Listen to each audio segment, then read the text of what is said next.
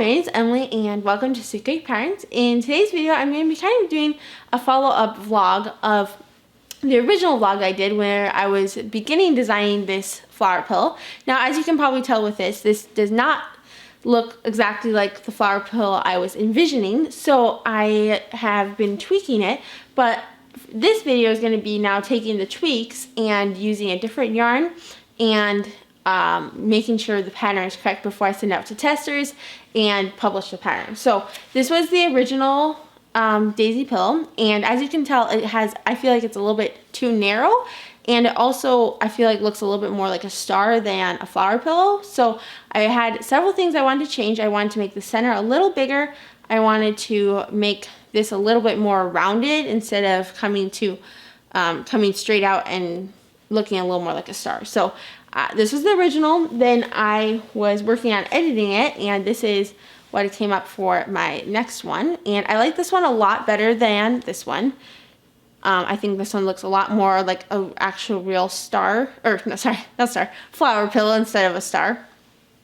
And so now I'm going to take this and I'm going to work on making a few adjustments.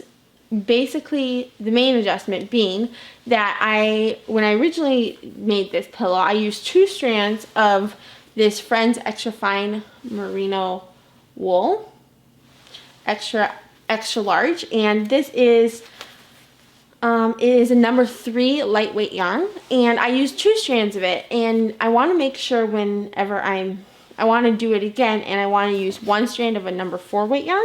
So I'm thinking of using these 2 colors. This is the Crafting Acrylic by Hobie in the color number, where is it? 07. And then this is Premier Basics Worsted in the color Linen. So kind of a linen and a gold. And so that's what I'm going to be doing for this video. I'm going to be working on making that again using 1 strand of these number 4 weight yarns. And then the other thing I wanted to do in this video is share a little bit of how I design patterns, just my personal design process with you all. And so hopefully it'll be a fun and informative video. So I'm going to go ahead and get started making the center, and I will show you a little progress update and share some thoughts with you in a moment. Alright, so I'm currently working on crocheting the center of the flower. And while I do that, I wanted to share a couple of thoughts about designing patterns that just have come from my personal experience. So first off, whenever I'm designing a pattern, I'm going to use my Triceratops as an example. So when I'm designing my Triceratops, I normally try to make the first prototype as similar to the end product as possible. So meaning if I am designing it, if I don't like how something is, I try to take it out, try to frog then that to where I don't like it, and then try to edit it to be how I like it before I continue on for the rest of, let's say, the Triceratops. So I tried to make the first prototype as close to what my finished product will be, and that's just to limit how many times I have to make the item.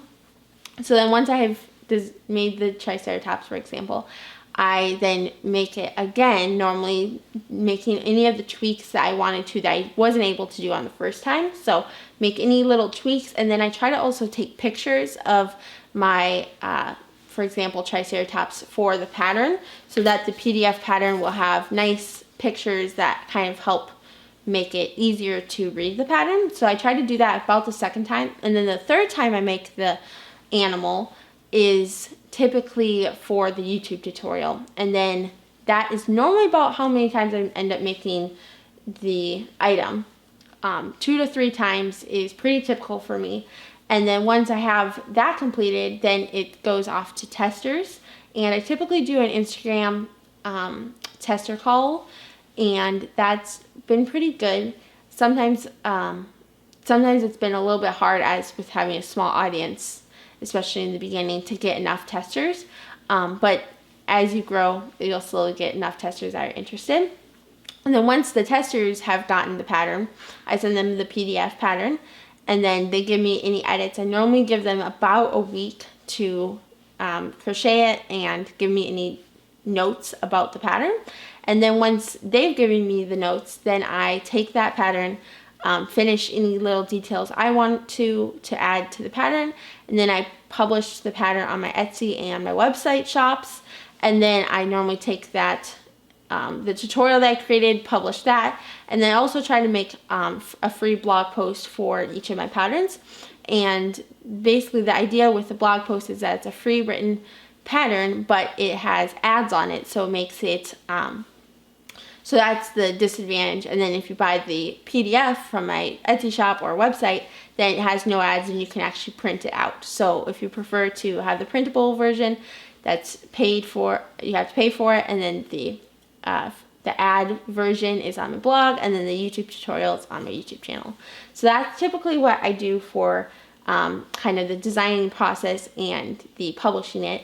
Then to get pattern ideas, I typically have something that I want to try creating, and I like to try to see if that item, if I could crochet something that looks different than what everyone else has designed, and also in a way, in my personal style, in an opinion, cuter. So for example, my Triceratops, there's not a lot of patterns that are out there that look realistic and cute, and so that's where I try to come in with making a realistically cute Triceratops. Or for example, my octopus, I tried to make a very realistically cute octopus, and that one has done well too. So trying to make patterns that aren't the same as everybody else, but have a little bit of differentiation that makes it look like my pattern. So that's typically kind of my design process. And yeah, I'm going to keep crocheting on this little circle, and I'll meet you back in a little bit and show an update and share some more thoughts. Alright, so I am currently working on this daisy pillow, and I wanted to come back and give you a little progress update, and then hopefully share some more thoughts and another progress update in a little bit. So I finished the center, and I joined the two, so I make two centers, then I join them together using a slip stitch, so that it kind of makes it poof out and then come together at the top. And then I started working on the main flower part, and you can see this is how it is looking. It tends to want to curl before you actually crochet them together. So now I've done this one side. What I'm going to do is I'm going to start working in the top stitches right here. I'm going to work in these stitches, and I'm going to do the exact same thing for the other side. So I'll be working now on this side, making the exact same thing as this, and then once I'm done with that, I'll join the two panels together. So hopefully that makes sense, and it's turning out really good. I really love the kind of light tan color of this, and then I love the kind of muted gold color of this center, and I'm really happy with the size as well. I think it's about the same size. I lost my other pillow, but I think it's about the same size as the original pillow. So super happy with how it's turning out, and it's really helpful to do this so I can make sure I have my pattern all right and just make sure I have everything organized. So yeah, I am loving how this is coming in together, and I'll show you in a little bit once I have another progress update. Alright, so I wanted to come back and show you a little progress update. I thought I was all done with the pillow, and then my dad looked at it and he was like, you know, you should really consider trying doing the color that you did for the center around the edge as your border instead of just doing a tan color. And so I was like, oh, that sounds like a fun idea. I should try it.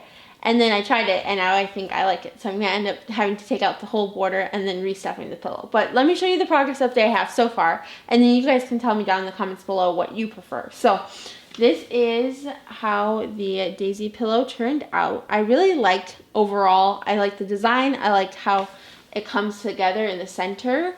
I just think that adds a fun detail. I like how the petals look, I think. And as you can see, I did tan along the border right here.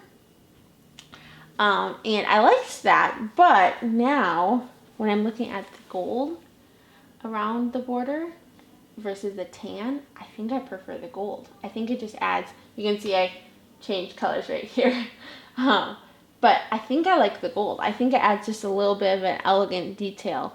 So I might end up taking out all the border and then having to redo the stuffing as well. But I think it'll be worth it. So tell me down below. I'd love to know, would you do this gold or would you do this tan? Alright, so I wanted to come back on and show you I did finish the pillow, and the lighting's getting a little bit worse as it gets dark so early here in Minnesota nowadays. But I wanted to come back and show you the pillow. This is how it turned out. It is so pretty. I love the gold border. I think it really added a beautiful, elegant, simple touch. And you can see this is how it turned out. So yeah, I'm super duper happy with how it turned out. Of course, I did end up having to redo all the stuffing and take out all the border from before, but that's just how pattern designing works, and even crocheting works. So yeah, super happy with how it turned out. Now, next for me to do with this is to make a tester call, reel or post on Instagram, get some testers and have them have this pattern for about a week, and then hopefully be able to publish this pattern I think it's next Saturday, if I'm right. Anyway, I think it's next Saturday is when this hopefully tutorial will be coming out on YouTube, on my blog, in my pattern shop, and all that stuff. So make sure to subscribe to this YouTube channel if you're interested in this daisy pillow, and also don't forget to comment down below. Let me know if you like the gold border. I definitely think I do, but I'd love to know what your thoughts are. And of course, whenever you're making this, you can always choose whatever color you like. So yeah, thanks so much for watching, and I'll see you in my next video. Bye!